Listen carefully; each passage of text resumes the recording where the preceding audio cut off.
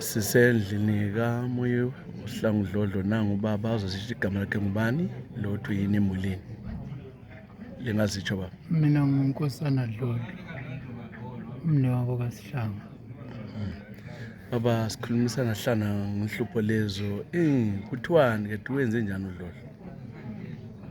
Lathi lokhu esididekile ngasikizwa lokuthi kade kuhambe kwathini.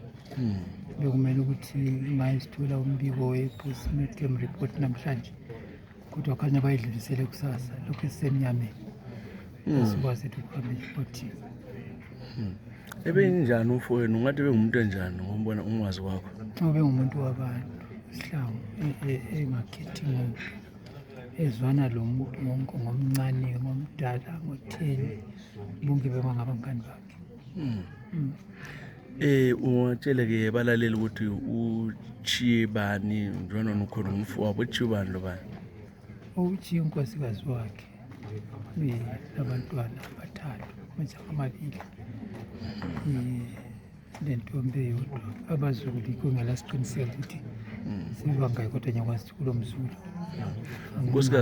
unkosikazi bengaphetshiya bonke labantu baphetsheya. Yena kumele ukuthi-ke asuke namhlanje, ngingazi kumbe sesukile, simkhangele ukuthi afike kusasa lapho.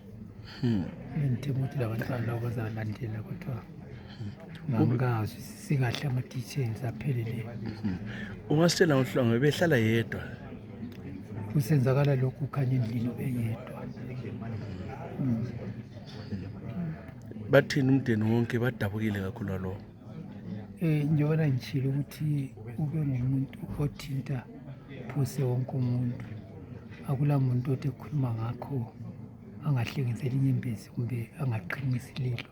Kubuhlungu kakhulukazi okusehleleyo. Ebelesiphiwe entweni eziningi baba, liyamazi ukuthi ebeloba. Ungatshela abalaleli ukuthi wenzeni lani lani azogcinisa silapha kwayilenda?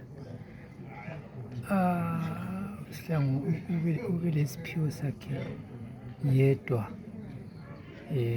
Waqala ephuma isikolo wakwenza i-teaching, wafundisa, sekwantshengisa labanye abantu abafundisayo, laba abangabantu asebezimele bodwa. Wasuka lapho wangena ku-marketing, wasebenza kumakhampani amaningi kakhulukazi. Lapho akaphuma khona kwesikhatshana waqala ukulima. Ube ngumlimi ophumeleleyo, ezifundisileyo ukulima lokhu.